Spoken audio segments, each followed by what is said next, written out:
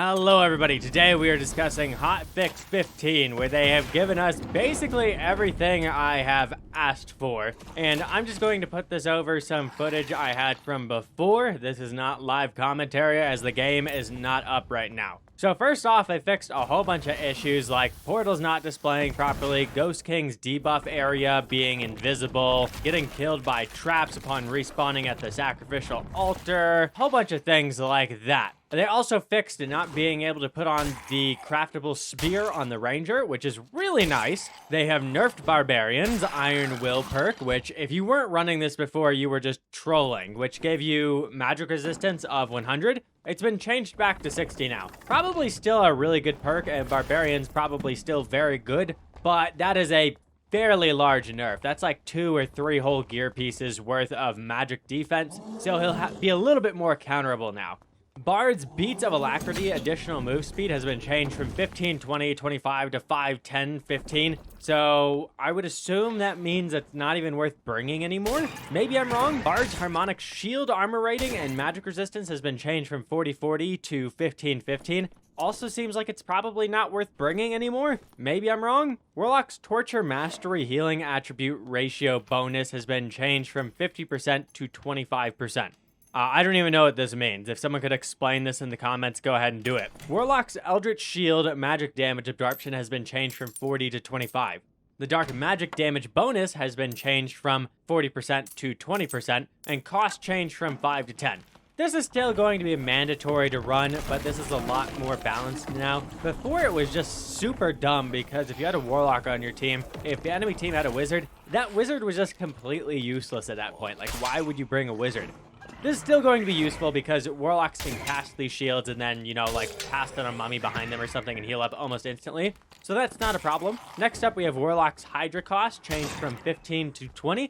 A little bit worse now, and you're going to need a bit more magic healing to heal off of it, but Hydra's still going to be worth running. It's just for better kits now. Warlock's Ray of Darkness dark magic damage has been changed from 3 to 7, and the cost has been changed from 5 to 10. That is a massive increase. We are talking a 133% increase in damage there, so 233% of the old damage. I'm probably saying those numbers wrong, I think, but whatever. You guys get the point. That's just a huge damage increase. Probably worth trying out now. I'd assume that's usable now. Wormall's armor penetration has been changed from 30% to 20%. So Barbarian is going to be a lot worse after this with that one, but Barbarian I think is still going to be a requirement to kill the lobsters, but it's nerfed back a little bit now and he's not going to be as good at it, which is a very good thing I think, because Barbarians were just absolutely rolling high roller lobbies. Chris Dagger's animation has been modified.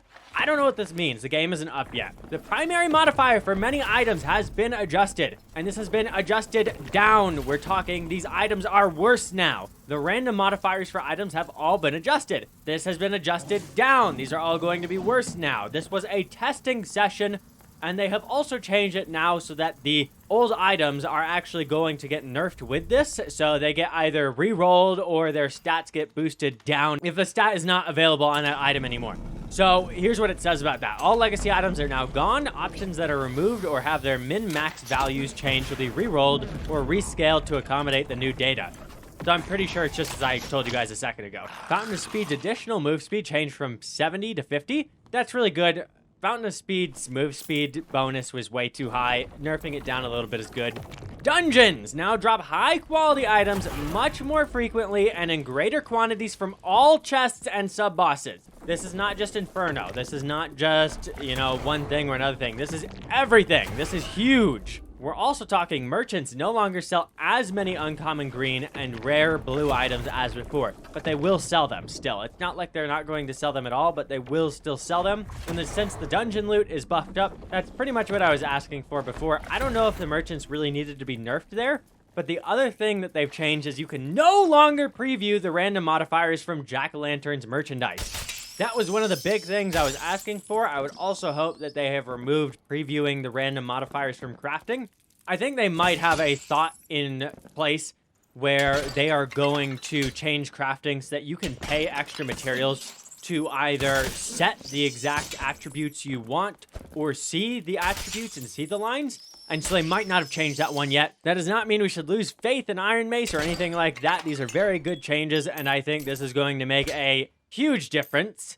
But crafting might take a bit longer. There's nothing said here about crafting. And matchmaking below level 14 has now been removed. So you can expect people here to be very angry. But if you guys were playing for the first 2 days of the wipe, gear was toned back so much that everyone was talking about, hey, maybe we should remove those lobbies now so that we get queues faster.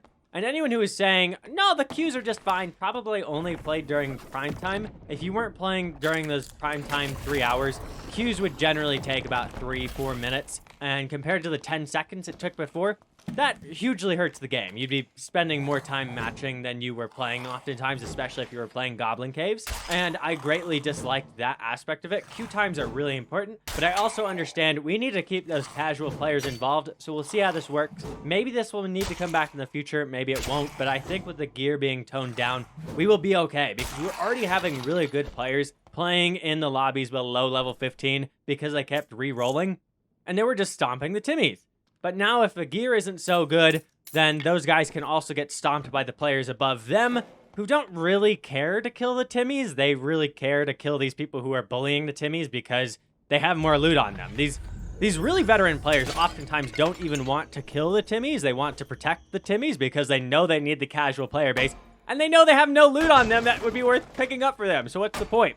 But these Timmy Stompers, they have loot on them that's worth it for them to pick up. And let's read the developer comments, because you might not believe some of what I was saying before, but these comments are going to give it to you more clearly. We want to thank our fans for your extreme patience as we experimented with drastic balance changes during the last week. We have had a lot of internal discussions recently and realized we made a mistake by acting too hastily with Hotfix 14. We want to apologize to everyone for the hasty decisions, and we've decided to stick to our original plan of starting low and slowly building up. The new Hotfix number 15 introduces more targeted random modifiers that we believe still allow players a starting point to build their characters while we work on addressing major imbalances and implementing more viable builds. We still share concerns that the flatter gear may make it less motivating to find the best gear, and we will continue to actively work on this issue. Previous items with random modifiers will automatically be adjusted with new values. This is what everyone was asking for. Huge change, good fix, Ironmace. Since we now feel more comfortable with the balance and gear gap, we have decided to try and remove the under 15 matchmaking pool to collect data while we work on an improved matchmaking system.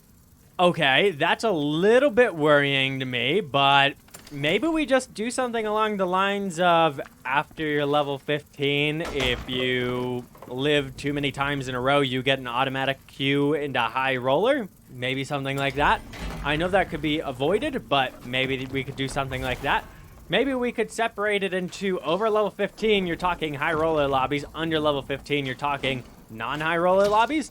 I don't know, but I think consolidating lobbies is a good thing here and would be very helpful in terms of queue times. And when we're talking at this early stage of the game, these queue times need to be fast. That keeps the player base involved, and that's how we're better than Escape from Tarkov here, right? The matchmaking times are faster, even though the player base is smaller. And then it'll get even better once this game gets re-released on Steam because the player counts will go up. And then if they want to improve the diversity of maps, improve the diversity of queues, and you're still getting under 10-second queue times, go for it. I have no problem then, but you need more players for that first.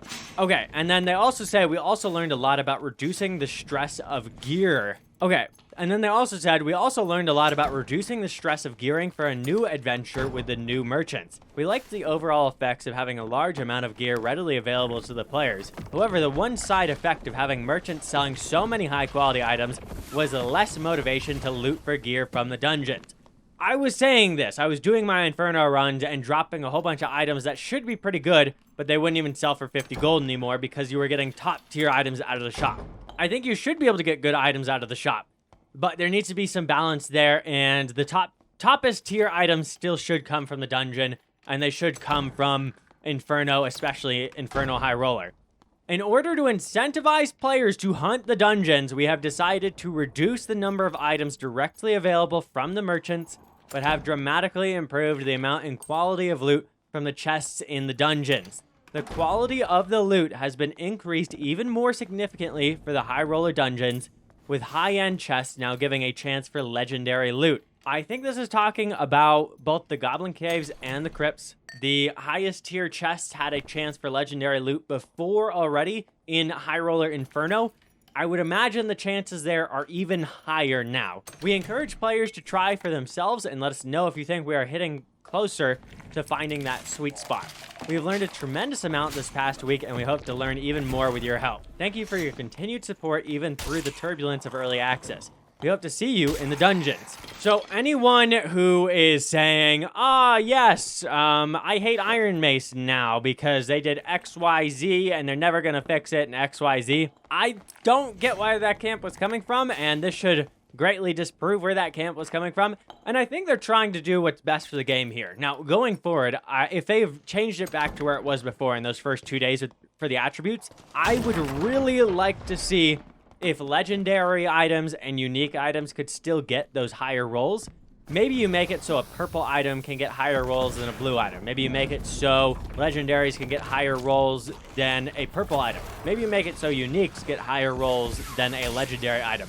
But that is going to be a balancing nightmare to get right, by the way. I am not saying that is going to be simple. I'm not saying they should do that overnight. They should probably move in that direction. And then things like all attributes, don't put those on armor. Maybe all attributes should just be on rings and pendants so that jewelry actually has some big upsides. And probably cap it at +1 because that's 5 different stats that are getting bonuses from that. +1 all is a very good thing. And I also would like to see some more experimentation with the white line stats. If we could see more experimentation with that, like, how about if you got a unique amulet instead of there being only the options of, like, you know, your +4s, your +5s?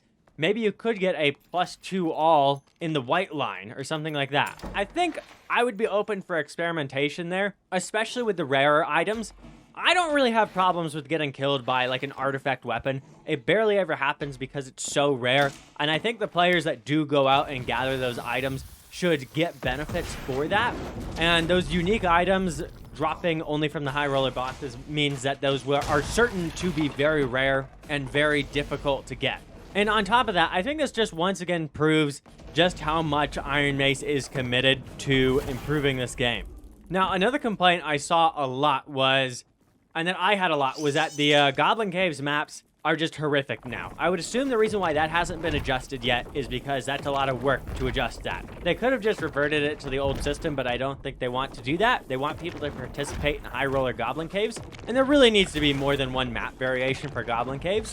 But the problem with that map is, and with the high roller pieces is, they don't connect with the regular pieces right. So there's areas on the map where it shows a doorway, and there isn't a doorway there. Now, there's other ways to get around, but there just isn't a doorway on the map where it shows there is one on the map.